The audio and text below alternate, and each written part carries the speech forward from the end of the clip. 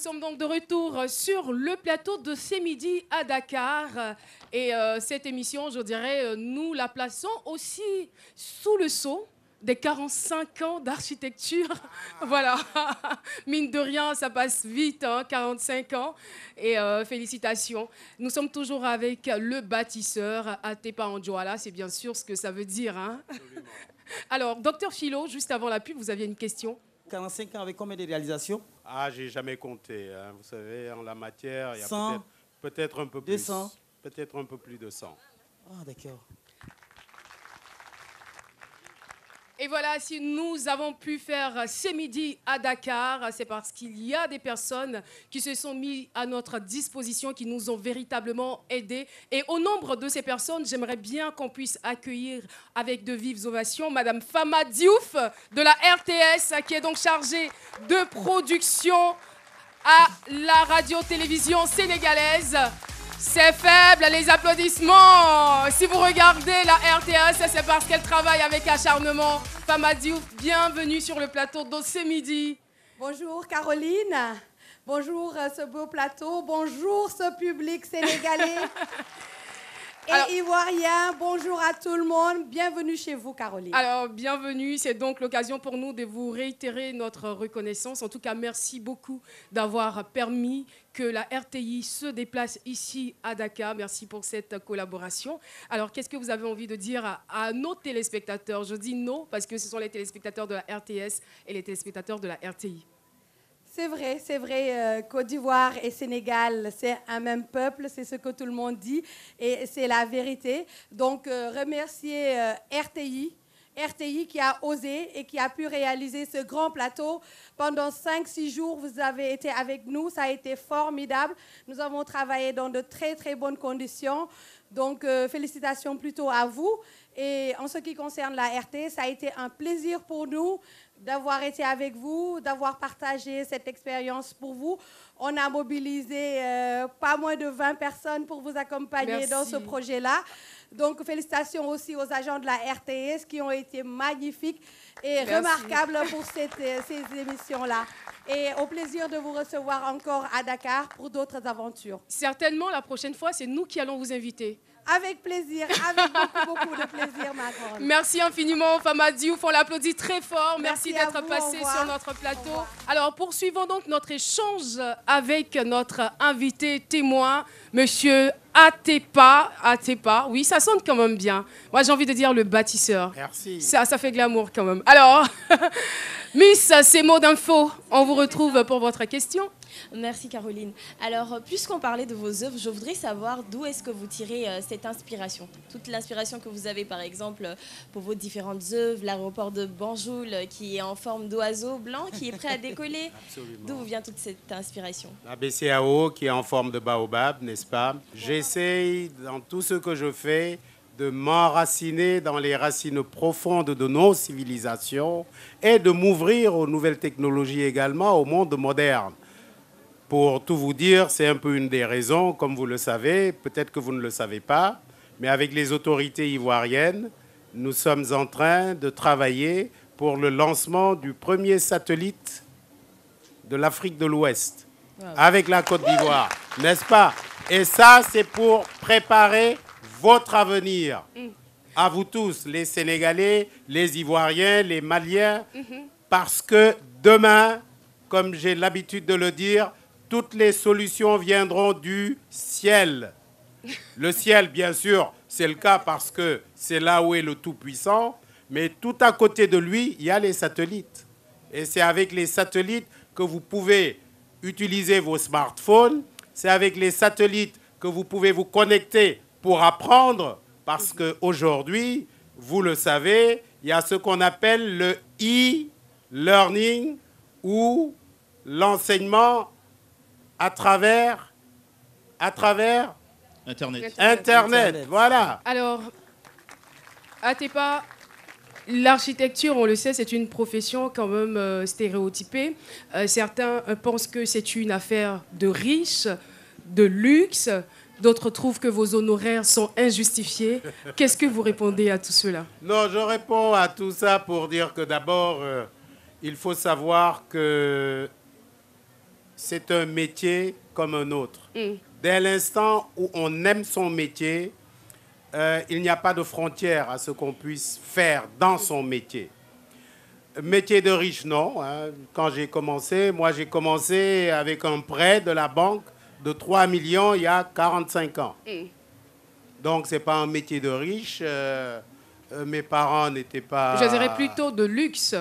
Bon, de luxe, non, parce que... Alors, est-ce que l'individu modeste, de conditions modestes, peut, on va dire, consulter un architecte pour sa maison? Mais bien sûr. Et c'est là où je me reproche, et je nous reproche, nous les architectes, peut-être de n'avoir pas bien expliqué ce qu'était notre métier, mais puis, nous n'avons pas pu nous organiser pour que des logements, par exemple, ou des maisons, puissent être accessibles à tous. Voilà, l'occasion vous est donnée de nous expliquer ce qu'il est, votre métier. En fait, notre métier, c'est d'abord de trouver un toit sécurisé à nos concitoyens. Et c'est là où je fais une petite parenthèse, si vous le permettez.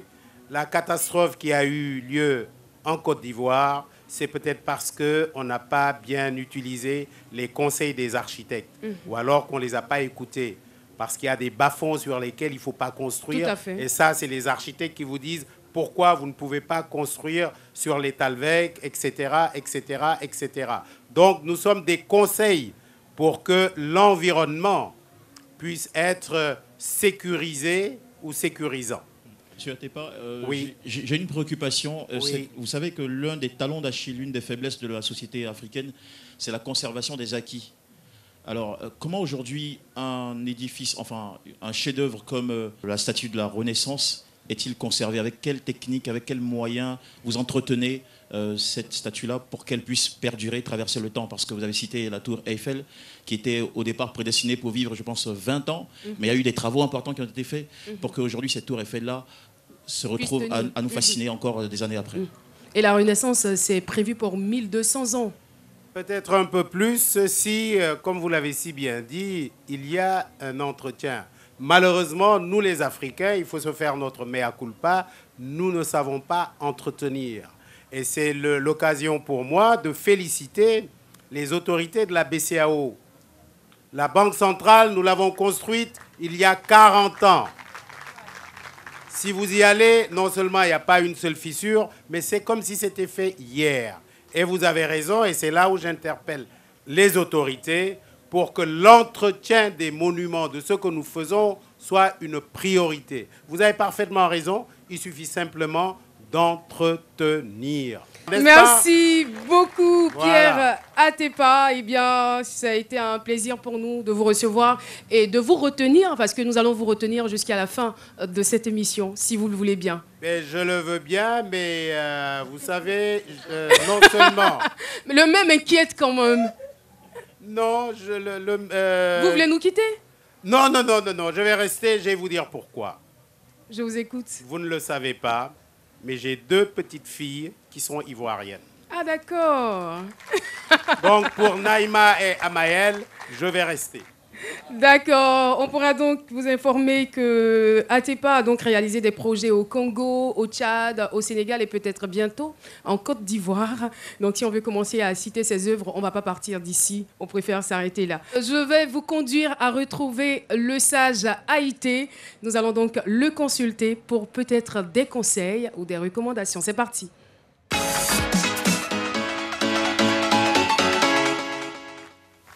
Kasumai Atepa. Kasumai Kep, bravo. Vous faites partie des 100 personnalités les plus influentes du continent. Vous avez tout le temps à la bouche le mot jeunesse. Alors, concrètement, vous avez sûrement une fondation. Et qu'est-ce que cette fondation fait pour la jeunesse? Vous avez certes construit des lycées. Combien de lycées avez-vous construit? Combien d'écoles avez-vous offertes à cette jeunesse dont vous parlez tant?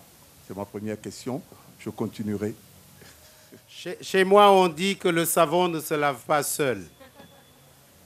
Donc, je m'intéresse à la jeunesse. Je fais tout ce que je peux pour d'abord, et c'est le plus important, les conscientiser. Leur dire que l'avenir, c'est pour eux.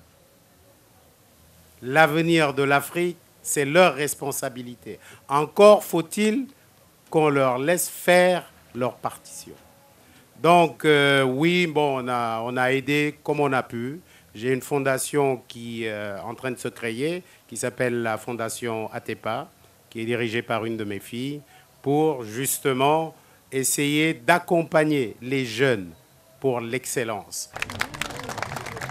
Vous êtes PCA de la BRV, vous venez d'être réélu il y a quelques jours. Félicitations. Merci. Alors, dans ce cadre-là, quel est l'avenir? C'est-à-dire, qu'est-ce que nous allons pouvoir faire avec vous? Sur quoi nous pouvons compter avec vous, l'avenir? Bien, vous savez, je suis de ceux qui professent l'afro-optimisme. Pourquoi? Parce que tout le monde le sait, l'avenir du monde est en Afrique. Et il est temps que nous, les Africains, nous soyons conscients du fait que l'avenir du monde peut être entre nos mains. Et ce n'est pas un slogan vide. C'est la raison pour laquelle, pour vous dire, que j'ai essayé d'être ce que j'appelle un architecte, non seulement du développement, mais un architecte sans frontières. J'ai osé, vous avez parlé d'oser, j'ai écrit un livre qui s'appelle Oser. J'ai osé avoir un espace sur les Champs-Élysées. Comme je dis, j'ai quitté la rue 7, j'ai abouti aux Champs-Élysées. J'ai osé, et je vous le dis uniquement pour l'exemple, d'ouvrir un bureau à Moscou, un bureau à Pékin, un bureau, etc., à Dubaï. Donc, tout ça pour vous dire que le monde est à nous. C'est à nous de le développer. Et surtout de créer l'espoir. Parce que ce n'est pas normal que nos enfants prennent des pirogues pour sortir de l'Afrique. C'est notre responsabilité de les retenir. Et c'est ce que je voudrais faire avec vous en vous disant que non, n'allez pas là-bas. L'avenir, c'est ici. Vous avez vu ce que j'ai fait. Le lendemain de mon diplôme, je suis rentré. Et croyez-moi, si tout le monde faisait comme nous, l'Afrique serait développée et nous comptons sur vous. Merci à Baraka, beaucoup. peut-être pas. À Baraka. Thank you. Jerjef. Merci. Merci.